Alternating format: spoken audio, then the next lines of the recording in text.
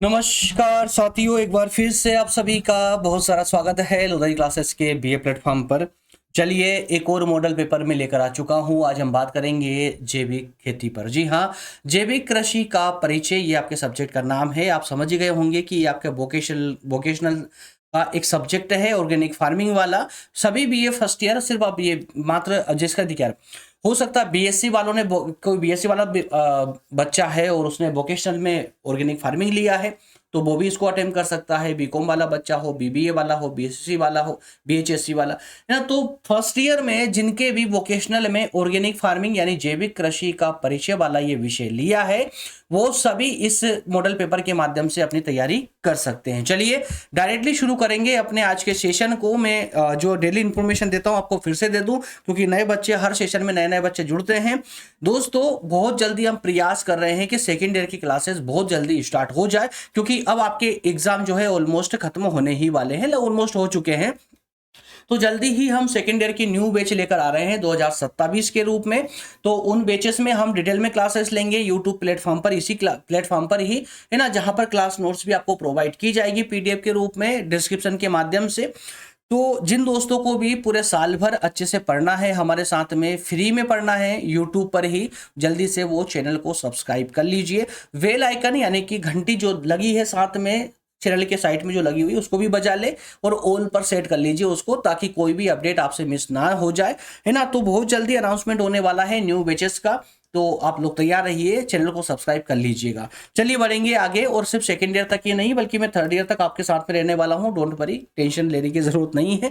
ये exam time चल रहा था, इसलिए मैं मॉडल पेपर की क्लासेस अभी पिछले 3 महीने से दे रहा था आपको, लेकिन अब एग्जाम लगभग खत्म हो चुके हैं और हमारी डिटेल क्लासेस फिर से कंटिन्यू हो जाएगी। चलिए, तो दोस्तों आज हम बात करने वाले हैं यहाँ पर जैविक कृषि की ना। तो जैविक कृषि की, तो यहाँ पर जो है ना, अब क्या होता है कि जल्दबाजी में कुछ ना कुछ मिस्टेक हो ही जाती है, तो हमारी टीम से भी छोटी मोटी मिस्टेक हो जाती है। जैसे कि यहाँ पर सब्जेक्ट लिखा हुआ व्यक्तित्व विकास, यानी कल वाला जो सब्जेक्ट इस पे हमने कल सेशन लिया था, तो इसको थोड़ा सा दोस्तों इग्नोर कीजिएगा आप लोग, ठीक है। आज हम ऑर्गेनिक फार्मिंग की ही बात करेंगे, जो फर्स्ट ईयर में आपके वोकेशनल सब्जेक्ट में लिया गया है।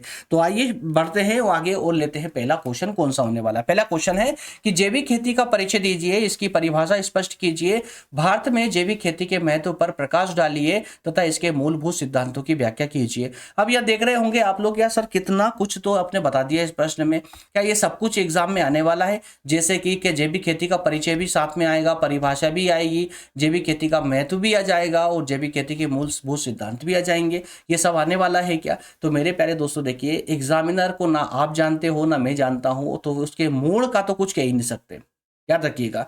इसलिए जब जैविक खेती की बात आती है, तो जो हमारा मेन कॉन्सेप्ट है, तो इस मेन कॉन्सेप्ट को हम 360 डिग्री लेकर चलते हैं कि कहीं से भी वो क्वेश्चन पूछेगा तो हमारे क्वेश्चन से बाहर उसका क्वेश्चन नहीं जाना चाहिए।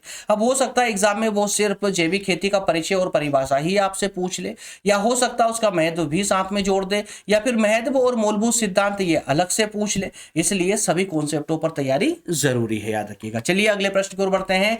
मृदा उर्वरता से आप क्या समझते हैं? मृदा उर्वरता को प्रभावित करने वाले प्रमुख कारकों की व्याख्या कीजिए। साथ ही बताइए कि मृदा उर्वरता और मृदा उत्पादकता में क्या अंतर होता है ना, क्या अंतर होता है? तो मृदा उर्वरता क्या होती है और इसको प्रभावित करने वाले कारक, और मृदा उर्वरता और उत्पादकता, इन दोनों में क्या डिफरेंस होता है वो भी समझाना है। अगला प्रश्न है, फसल चक्र क्या है, इसके सिद्धांत बताइए और इसे प्रभावित करने वाले कारक बताइए, साथ ही साथ इसमें होने वाले लाभ और हानियां भी बताइए, ठीक है ना। प्रश्न नंबर 4 है, टिप्पणी करने के लिए बोल रहा है, अंतर फसल क्या है और कवर फसल क्या है और मल्चिंग क्या है, ठीक है। 3 कॉन्सेप्ट आपको दिए गए थे। प्रश्न नंबर 5 में जल निकास क्या है, इसकी आवश्यकता क्यों होती है और जल निकास की प्रमुख प्रणालियां और विधियां कौन कौन सी है, साथ ही सिंचाई और जल निकास में क्या अंतर होता है। तो सभी प्रश्नों में कहीं 4 टर्म देखने को मिलती है, कहीं 5 टर्म मिल रही है, तो आप कंफ्यूज मत होइएगा। आप बस जो टर्म में आपको बता रहा हूं प्रत्येक प्रश्न में, उन सभी प्रश्नों की सभी टर्मों पर फोकस कीजिए, हर एक पर तैयारी आपको करनी पड़ेगी, क्योंकि एग्जाम आपको पता ही है सिलेबस चेंज हुआ है और लेवल आपका काफी डिफिकल्ट कर दिया गया है ना, फर्स्ट ईयर से ही। तो पहले जैसा नहीं रहा दोस्तों, है ना, कि प्रश्न को बस अपने पढ़ के चले गए तो वहां पर कुछ भी लिख देंगे। अब ऐसा कुछ भी नहीं होने वाला है। अब आपको पूरी ईमानदारी एग्जाम में दिखानी ही पड़ेगी, क्योंकि ये जो सिलेबस आया है ना नया वाला, ये बहुत मतलब एक अलग ही तरीके से डिजाइन किया गया है उसको। अब आप चाहकर भी उसमें मक्कारी नहीं मार पाओगे, है ना। चलिए जल्दी से स्क्रीनशॉट ले लें सभी प्रश्नों का, या फिर नोट डाउन कर रहे हैं तो वीडियो को रोककर नोट डाउन कर लीजिए। और जिनको नोट्स लेनी है लास्ट में बताने वाला हूं मैं, उनको ना नोट डाउन करने की जरूरत है और ना ही स्क्रीनशॉट लेने की जरूरत है, क्योंकि जो नोट्स मैं आपको प्रोवाइड करने वाला हूं जो कि सब्सक्रिप्शन पर मिलती है, वो नोट्स, उस नोट्स में सभी ये सारे क्वेश्चन भी होते हैं, उनके आंसर भी होते हैं कस्टमाइज तरीके से। चलिए आगे बढ़ेंगे। अगला प्रश्न है यहाँ, सूक्ष्म पोषक तत्व क्या होते हैं, उनकी विशेषताएं और कृषि में उनका क्या महत्व है। अब देखिए एक ही छोटे से प्रश्न में 3 बातें आपसे पूछ ली गई है। सूक्ष्म पोषक तत्व क्या होते हैं, उनकी विशेषताएं क्या होती है और कृषि में इनका क्या महत्व होता है। अब आगे है, या तो इसको अगला प्रश्न माने या फिर इसी का आगे का कॉन्सेप्ट मान लीजिए। मृदा में पोषक तत्वों की कमी के प्रमुख कारण क्या हो सकते हैं बताइए, और मृदा में पोषक तत्वों की पूर्ति किन किन साधनों से की जा सकती है। ठीक है ना। 5 कॉन्सेप्ट इस प्रश्न में आपसे पूछे गए हैं। अगला प्रश्न है, वर्मी कंपोस्ट यानी केचुआ खाद के भौतिक और रासायनिक गुणों के साथ साथ कंपोस्ट खाद के निर्माण में प्रयुक्त प्रमुख सामग्रियों के बारे में संक्षेप में जानकारी दे। प्रश्न नंबर 8 है, गोबर खाद यानी जीवाश्म युक्त खाद के उपयोग से मृदा को होने वाले लाभ और महत्व को स्पष्ट करते हुए गोबर की खाद तैयार करते समय किन किन बातों का ध्यान रखना आवश्यक है। वहीं प्रश्न नंबर 9, हरी खाद के लाभ एवं सीमाएं बताइए। हरी खाद के लिए फसल का चुनाव करते समय किन किन बातों का ध्यान रखना चाहिए। प्रश्न नंबर 10 है, प्रसारण यानी प्रवर्धन किसे कहते हैं, इसके प्रकार बताइए। और अथवा में यही प्रश्न, बीज प्रसारण तथा वनस्पति प्रसारण में कोई 3 अंतर स्पष्ट करें। तो दोस्तों 10 प्रश्न आपके सामने यहाँ ये रहे हैं, जल्दी से स्क्रीनशॉट ले लीजिए। आगे बढ़ेंगे। प्रश्न नंबर 11 को देखिए, ग्राफ्टिंग या पेबंद, है ना, ग्राफ्टिंग या पेबंद लगाना क्या होता है। अथवा में इसी को हम इनोलॉन्चिंग, माफ कीजिएगा इनाचिंग, है ना, इनाचिंग और ग्राफ्टिंग, इन दोनों में क्या डिफरेंस होता है। अटैच और डिटेच ग्राफ्ट में क्या डिफरेंस होता है, ये भी आपसे पूछा जा सकता है।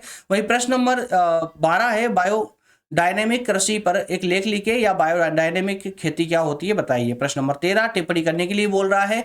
प्रश्न नंबर 13 में क्या है, कृषि ऋषि कृषि और होमा खेती, ना, होमो खेती भी कहीं कहीं होता है, होमा खेती। प्रश्न नंबर 14 है, प्राकृतिक खेती क्या है, इसकी आवश्यकता और महत्व बताइए। वही प्राकृतिक खेती पर निबंध या प्राकृतिक खेती के सिद्धांत, सेम प्रश्न है और इसका आंसर भी सेम ही होगा। ठीक है, जल्दी से स्क्रीनशॉट ले लीजिए, वैसे तो गैप है। ओके, लास्ट प्रश्न है आपका नेटिव को, तो नेटिव खेती पर एक निबंध लिखें, या फिर नेटिव खेती जो है इसके जो अलग अलग स्टेप होती है वो स्टेप बताइए, इसके जो मूलभूत सिद्धांत है वो सिद्धांत बताइए। ये 15 प्रश्न आपके दीर्घ प्रकृति के हो चुके हैं, जो मोस्ट इंपोर्टेंट जो है, बहुत ज्यादा स्पेस रखते हैं दोस्तों इंपोर्टेंस के अंदर, है ना।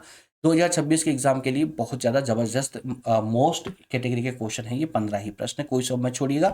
अगर अभी तक आपने कुछ भी नहीं पढ़ा है तो भी आपको ये प्रश्न जो है ना आपकी नैया पार लगा देंगे। वो थोड़ा बहुत भी अगर आपने पढ़ रखा है और रिवीजन के तौर पर अगर आप अब पढ़ रहे हैं तो 90% से भी ज्यादा की उम्मीद आप लोग कर सकते हैं।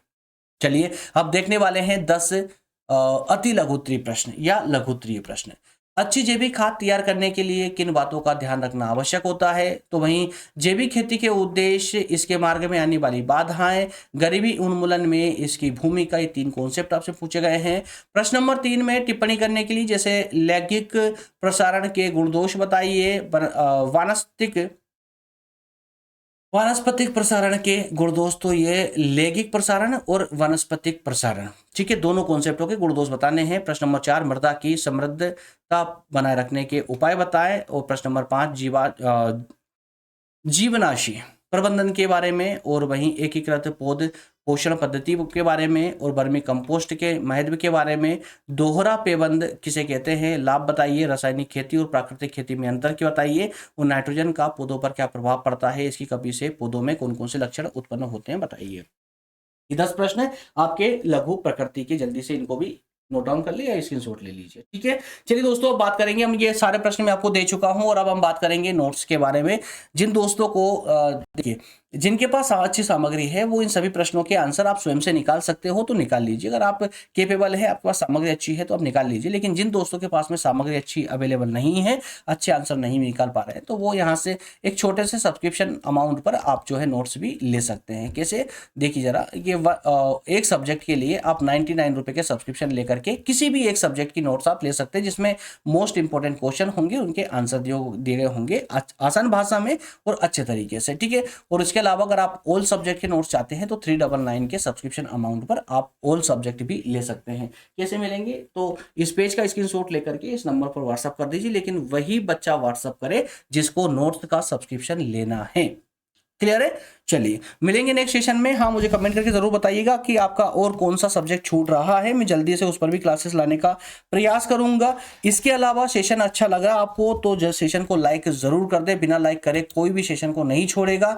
और इस सब के अलावा जो भी नेक्स्ट ईयर यानी सेकेंड ईयर की बैच मेरे साथ लेना चाहते हैं डिटेल में यूट्यूब पर ही, वो जल्दी से चैनल को सब्सक्राइब कर लीजिए, बेल आइकन भी प्रेस कर लीजिए, और वीडियो को जितने भी आपके दोस्त हो ना फर्स्ट ईयर वाले, उनको जरूर शेयर कर दें ताकि चैनल जो है वहां तक पहुंच पाए फर्स्ट ईयर वाले बच्चों के, क्योंकि फर्स्ट ईयर में यार बहुत सारी कंफ्यूजन होती है। और इस चैनल पर यूट्यूब पर एक मात्र ऐसा चैनल है जहां पर मैं स्टेप बाय स्टेप सभी सब्जेक्टों को चैप्टर बाय चैप्टर पढ़ाता हूं आप लोगों को, और सारे सब्जेक्ट एकदम स्मूथ तरीके से लेकर के आता हूं आपके सामने, ताकि कोई कंफ्यूजन, छोटी से छोटी कंफ्यूजन भी होती है ना, वो भी पूरी तरह खत्म हो जाती है, पूरी तरह समाप्त हो जाती है। तो ऐसे दोस्तों को जो बेचारे अभी तक नहीं पढ़ पाए हैं या अच्छी सामग्री अवेलेबल नहीं हो पा रही हो, तो अगर आप इस सेशन को अगर अपने व्हाट्सएप ग्रुप पर, टेलीग्राम पर, जहां पर भी आप सोशल मीडिया पर एक्टिव रहते हो वहां पर अगर आप शेयर कर देते हो तो शायद ये सेशन वहां तक भी पहुंच पाए। दोस्तों, बीए वाले बच्चे अभी कई मिलियन हैं इंडिया के अंदर, लेकिन अब इस चैनल पर अभी तक यहाँ से 3 लाख बच्चे ही अभी तक आ पाए हैं। और जितने भी बच्चे भी इस चैनल पर आते हैं दोबारा कभी दूसरे चैनल पर नहीं जाते।